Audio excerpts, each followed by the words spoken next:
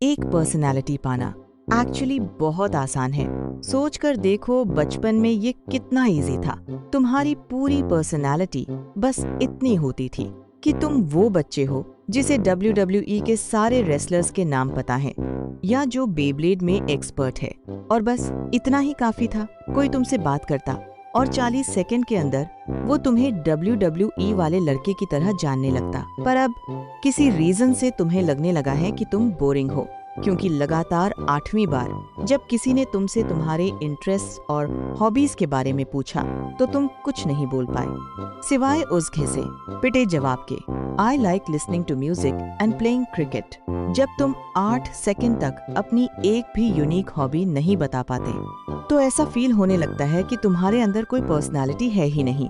पर इनफैक्ट एक personality develop करना इंटरनेट की एडवाइस से कहीं ज्यादा सिंपल है। ज्यादातर लोग कहते हैं जस्ट बी योरसेल्फ, पर ये सिर्फ एक्सट्रोवर्ट्स का प्रोपेगेंडा है, क्योंकि एक्सट्रोवर्ट्स सिर्फ एग्जिस्ट करके भी इंटरेस्टिंग लग सकते हैं। वो ऐसी सोशल ट्रिक्स यूज करते हैं जो एक इंट्रोवर्ट को पता तो होती हैं, पर वो उन्हें कभी एग्जीक्यूट नहीं कर पाता। तो जब तक तुम साइड स्विच करने के लिए रेडी नहीं हो, तुम्हारा अगला ऑप्शन होता है गूगल पर जाना, जहां तुम्हें personality tests, self help books और कम्युनिकेशन क्लासेस के एड्स दिखाए जाते हैं। तो यहाँ है असली आंसर। पर्सनालिटी को अगर प्रैक्टिकली देखा जाए तो ये बस वो पहली कुछ स्टैंड आउट चीजें हैं जो लोग तुम्हारे बारे में सबसे पहले सोचते हैं। याद करो, स्कूल में वो लड़का जो बिना बात के लड़ता था, मीन, सोर लूजर, हमेशा लड़ने को तैयार। तुम्हारे क्लास का वो लड़का जिसे गैजेट्स और फोन्स की सारी नॉलेज थी, कूल, स्मार्ट, टेक गाय, Elon Musk, rich, eccentric, space nerd. बस यही तो है। तुम नोटिस करोगे कि तुम किसी इंसान के साथ जितने ज्यादा क्लियर और मेमोरेबल ट्रेट्स जोड़ सकते हो, उसकी पर्सनालिटी उतनी ही स्ट्रांग लगेगी। अब तुम्हारे लिए इसका क्या मतलब है?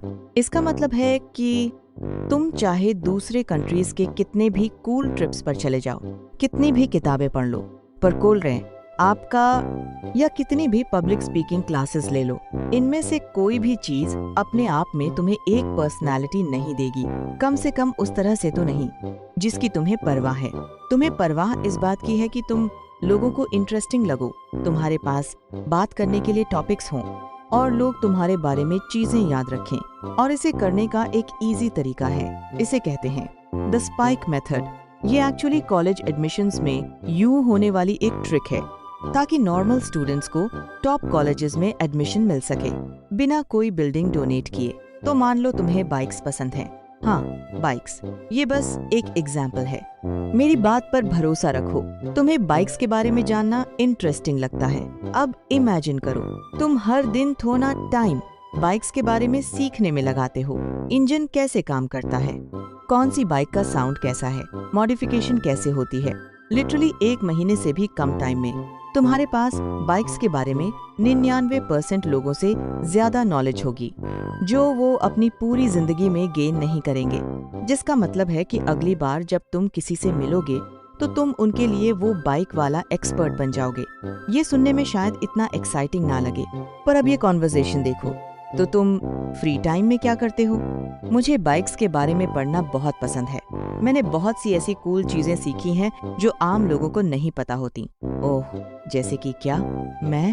तुम्हें पता है कि ज्यादातर स्पोर्ट्स बाइक्स में वो अजीब सी आवाज क्यों आती है? मैं तुम्हारी पुरानी बाइक को भी सुपर बाइक जैसा साउंड करवा सकता हूँ। वाओ, ये तो सच में कूल है। दारा का, तुम इस वीकेंड क्या कर रहे हो? पता नहीं, शायद मैं किसी पुरानी बाइक का इंजन रिबिल्ड करने की वीडियो देखूंगा। तुम्हें भी देखना है कैसे होता है? अब मुझे पता है तुम क्या सोच रहे होगे। तुम सोचोगे ये कोई इंटरेस्टिंग हॉबी नहीं है, किसी को क्या ही फर्क पड़ेगा।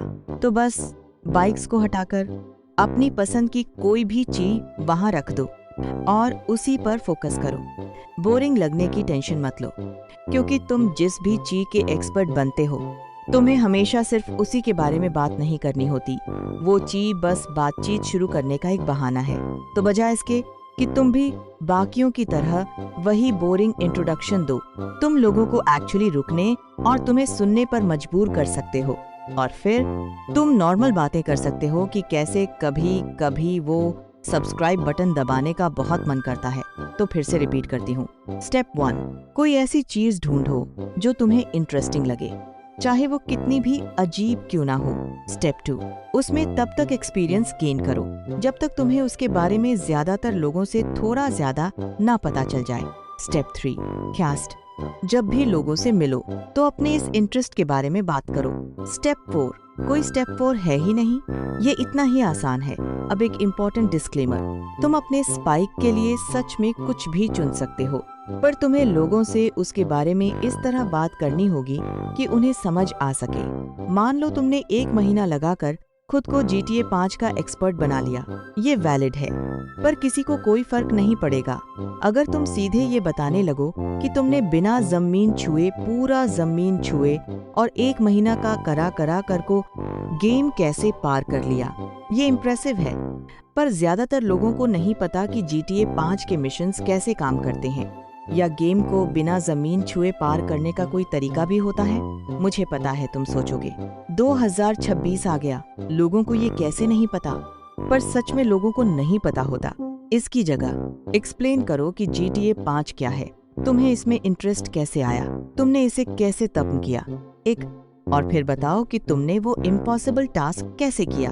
भले ही तुम्हें कुछ और लगता हो, पर लोग असल में किसी भी टॉपिक को सुनने के लिए पेशेंस रखते हैं जब तक कि वो उसे समझ पा रहे हों।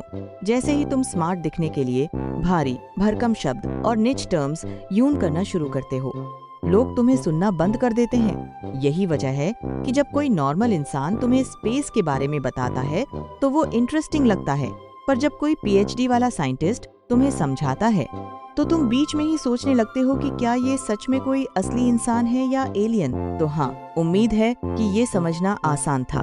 मैं अपनी अगली वीडियो को फंड करने के लिए सब्सक्राइब्स के फॉर्म में डोनेशन ले रही हूँ।